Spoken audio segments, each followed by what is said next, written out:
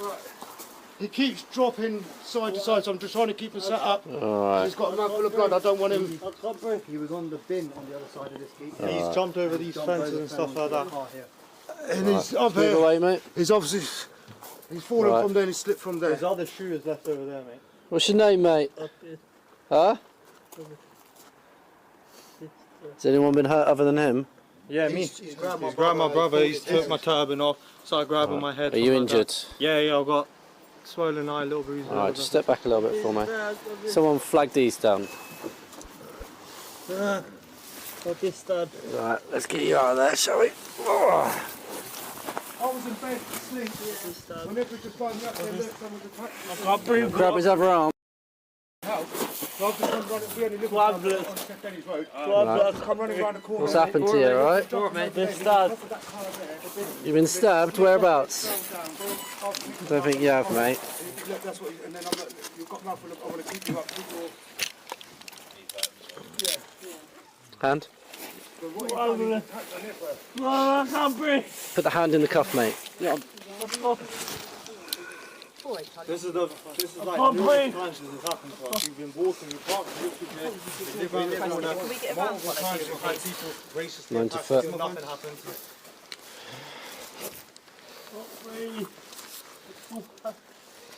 He's saying he's been stabbed, so Where let's is it just you check think him. you've been stabbed? In the face? Oh no, but we have to check, don't we? Right. In the face? Just get these back off, get their details and that, and I'll keep hold of him. Should we... Right, keep you on your side, mate. You better retrieve then. So, okay. Saying to him, keeping him on his side. We were sat up when we had him here, but he didn't like it. What's your name, mate? At the moment you are under arrest, that's for assault, so you do not have to say anything, may harm in defence. If you do not mention when questioned, it's up to which you later rely in court. Anything you do say may be given in evidence, alright? It's going to be sick, I think.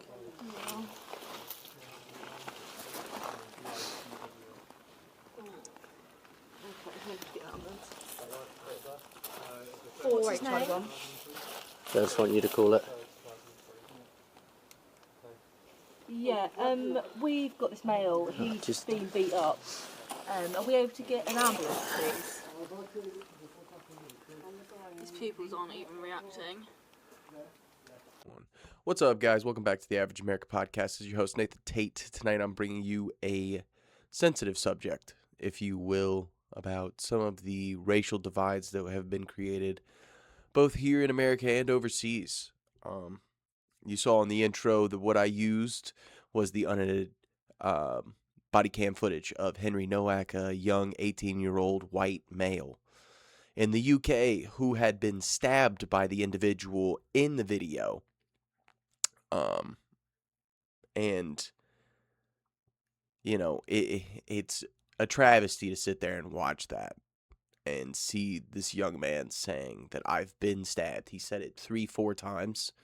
At the end of the video, you can see that the female cop says his pupils aren't responding. Generally, that means that there's a severe issue. Now, don't get me wrong, it could be a drug thing or whatever. I'm not sitting saying they should assume, you know, that he's dead, but he's saying he's been stabbed, saying he's having trouble breathing. His pupils then become unreactive. She mentions an ambulance, you know, and in that part, they don't, in what I showed, they don't even include the part where he says, that I don't believe you've been stabbed. And, you know, this is just another account of this overreacting and weird hatred that we've created for white people, as if we're the only demographic that do anything fucking wrong, and everything we do wrong is something that needs to be, you know, addressed with a much more reverence. You know, he was put in handcuffs on the account of an alleged assault. You know what I mean? And he's saying he's been stabbed. Why wasn't the other man put in handcuffs? You know, shouldn't both perpetrators of the situation be assessed in the same manner?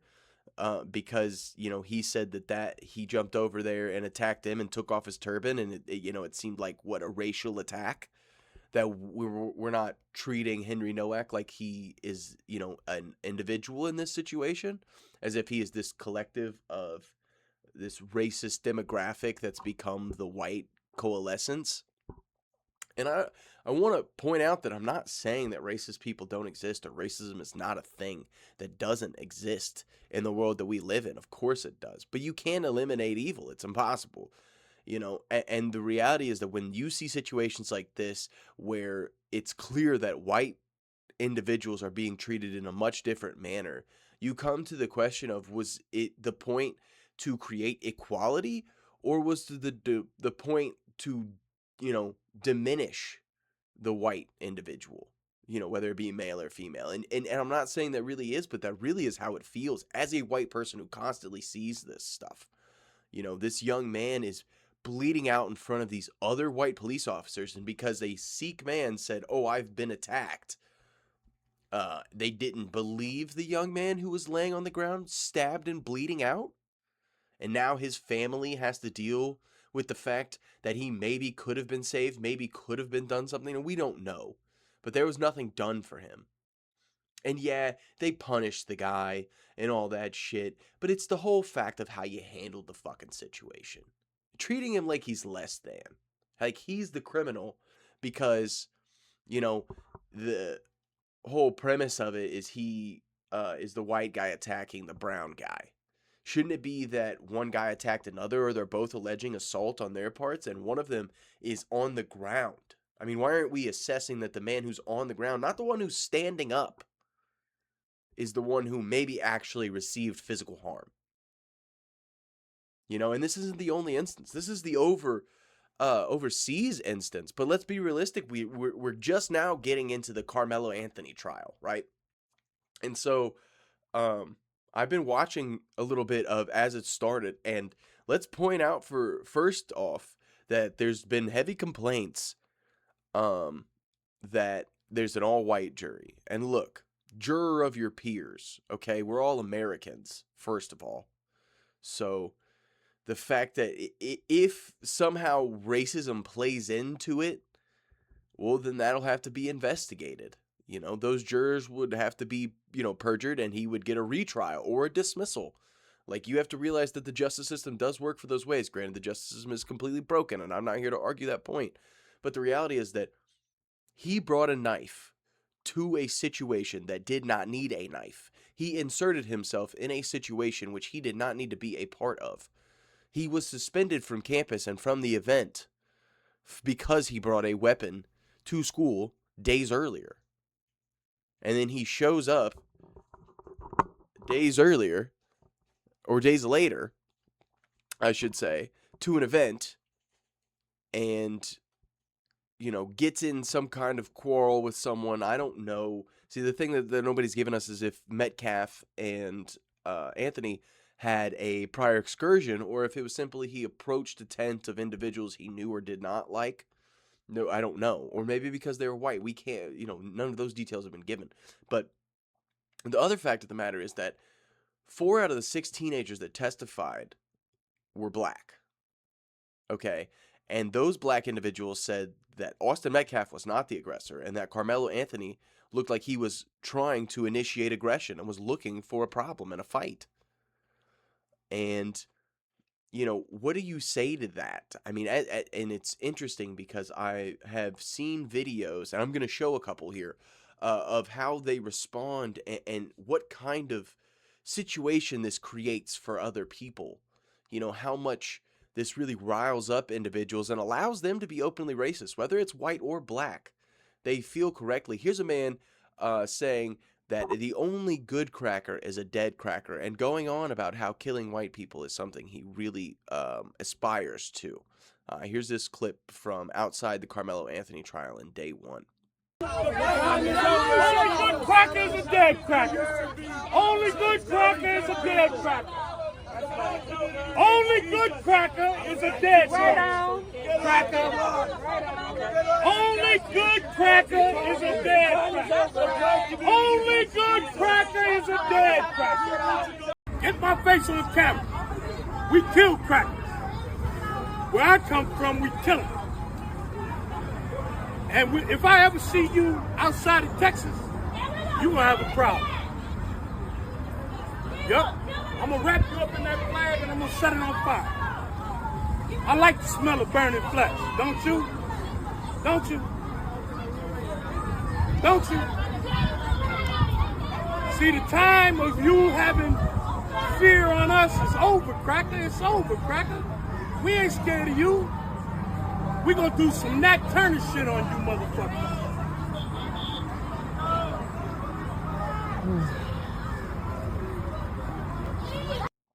And in that clip, you see him yelling and being incredibly racist, and other black individuals around him agreeing with him and all that kind of stuff. And a clip I didn't include was of this black woman who was, she's like, oh, I'm a mother, and so, I feel bad for that lady's babies, but, the white people would stand behind the white people, so as black people, we're going to stand behind the black people. And I'm sorry, I just think that's fucking stupid. That's dumb. You lump yourself in with this situation, right? And then people bring up statistics that, the black demographic is representative of 50% of the violent crime that occurs. But there's 13% of the population. And nobody likes to talk about that statistic, but it's a reality. And you go, oh, that's racist, it's not all of us, da-da-da-da-da. But then you have individuals who come out and they say, well, it would be all of them, so it's got to be all of us. So it's which side of this aisle are you sitting on? Be realistic with yourself. Don't contradict everything. If you're just going to stand up for a black person because they're black, that's fine. But you accept all of the consequences that come with that. You accept the fact that we look at a certain demographic and have a certain way about them. You get upset when people cross the street while you're walking down the street, but you'll defend a murderer because he's a young man and because white people would do the same, when we have vehemently disowned and disregarded the opinions or beliefs of those in our community that do not, think that equality and equity are something that should be distributed amongst all races. It's insane. I don't know what more white people have to do. Honestly, I really don't.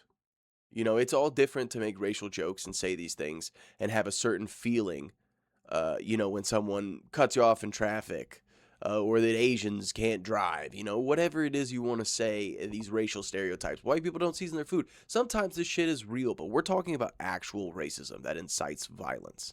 An individual exercising his First Amendment to preach violence against another group or demographic that he only dislikes for reasons that he couldn't even articulate. Simply saying, a white cracker or the only good cracker is a dead cracker. And, if the shoe was on the other foot, it would be national news media. But Henry Nowak's murder is not covered. The only reason Austin Metcalf's is being covered is because it's, garnering attention currently. If it was, a white individual who had killed a black man, as we've seen in the previous thing, a la Derek Chauvin, however you feel about the George Floyd stuff, there'd be riots in the fucking streets. We saw that. We saw him burn down half of Minnesota, which Minnesota in and of itself as a state is a piece of shit and fucking fraud-filled just like California. That's not what we're talking about.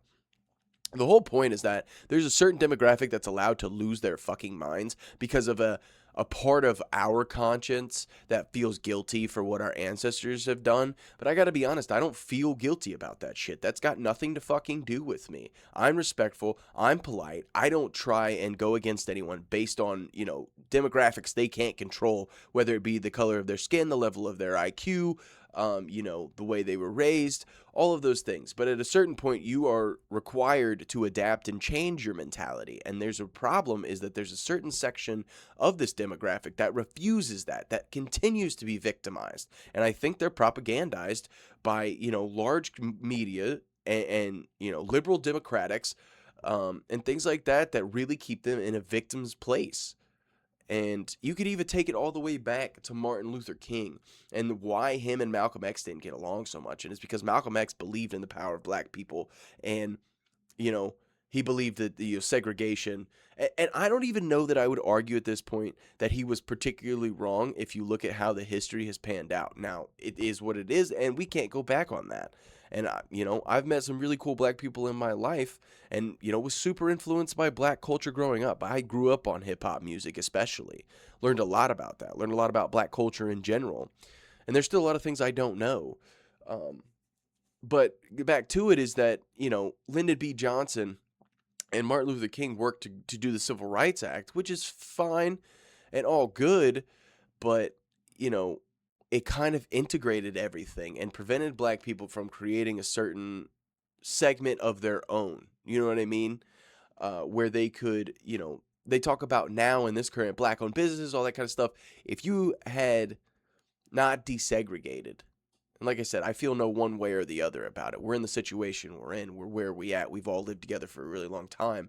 So, excuse me, talking about the desegregation or remaining segregated is pointless.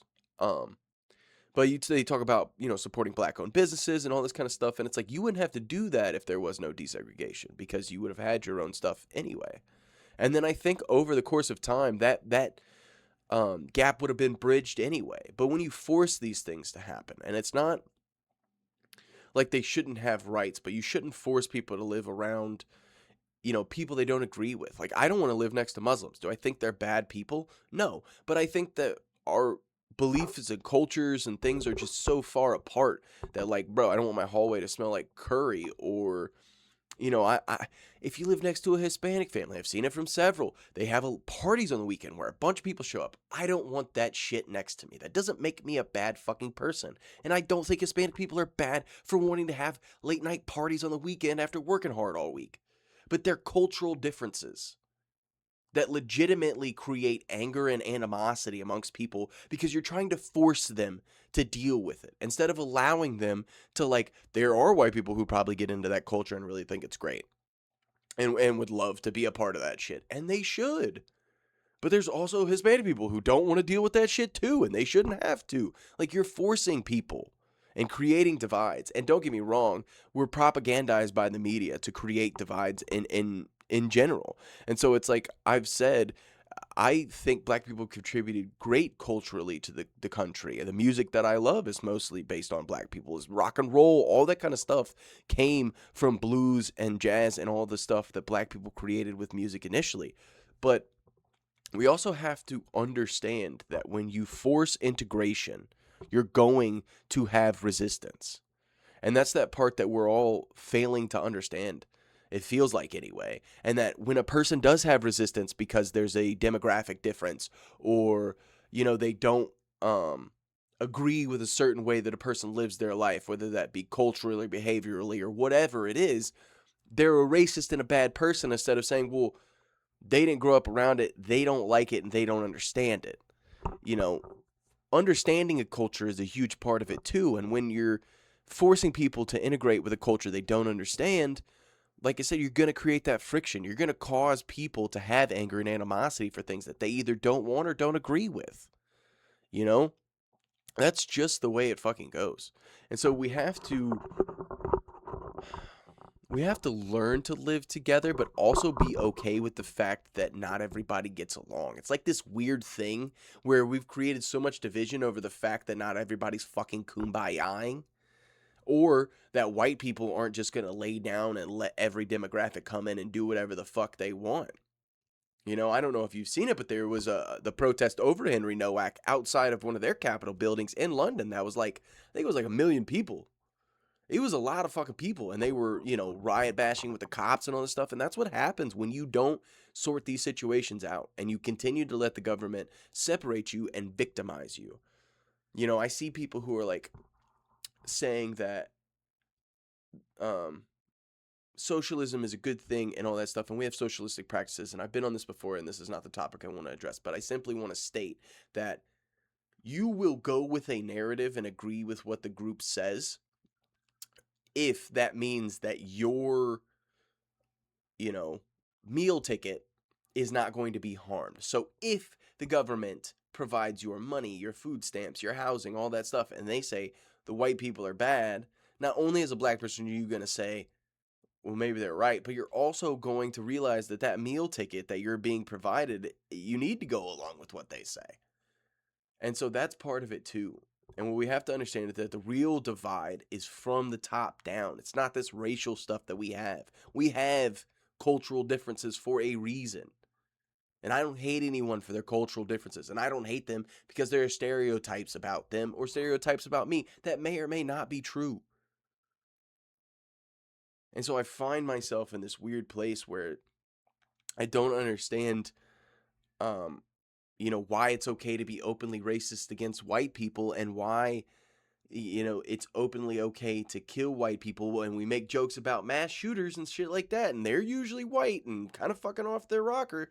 But like, if you said, oh, you know, black people generally steal, is that, I mean, stop stealing? Fucking, I don't know what to tell you. That'd be the same thing. I'm like, dude, white people gotta stop shooting up schools. Like, isn't that the same fucking thing?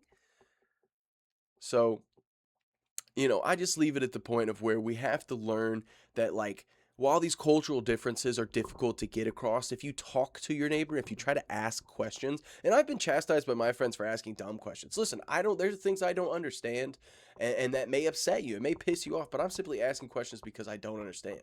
And I'd rather understand and, like, you know, just realize that, oh, that's not for me, or, oh, I can't understand that. And be able to respect that's that individual's sovereignty to believe and behave that way. And also be able to find an area to live where I don't have to be around them, so then I don't feel animosity towards them. You know, they get this whole melting pot shit, and it's like, yeah, that's cool, and I think the melting pot thing is, listen, I love Chinese food, butter chicken's fucking great, and listen, fried chicken's amazing, okay? But at the same time, we have to realize that those aren't the only hurdles to fucking get over. And so I think, realistically, what I'm trying to say in this video is that, you know, these racial divides that we keep perpetuating, these stereotypes, it's really interesting that in the 90s and the 2000s, it just wasn't that prevalent. And then about the time Barack Obama got elected, once we got, by the way, elected a black guy into office, you couldn't do that without the help of white people. We like to skip over that one. But either way, it's like, until we let go of what seems to be this super racist focused narrative, you know, we're not going to be able to bridge these cultural differences. And we're going to end up with people like Chud the Builder, who are going around saying people are chimping out and instigating problems with black people in public because, you know, he either feels that animosity or it's good for his page or whatever it is. And then you're going to have people like this who are sitting outside of a trial where a young black man, at the very least, committed manslaughter, it seems, on a white individual, and they're saying that's fine, he should, and the only good cracker is a dead cracker. So if you have the chance, I mean, and you can bridge that gap anytime you can, you really should try. You know, unfortunately, I don't see that many black people, but I've only really ever had positive instances. I've had black friends, and I've only ever had positive instances with Hispanic people or Indian people. I have Indian friends. Like, the reality is that we are all one trying to make it, and I do not feel as though I am superior to any other race. And so the real people that I'm against as an individual is the fucking government, and you should be too. But thank you. That's all I got for this episode. You know, trying to keep it short on these episodes, and try to do more subjects and be able to isolate these. I know I have a tendency to rant in these videos, so appreciate you guys tuning in. You know, we'll look forward to it next time, and you guys have a good week. Peace.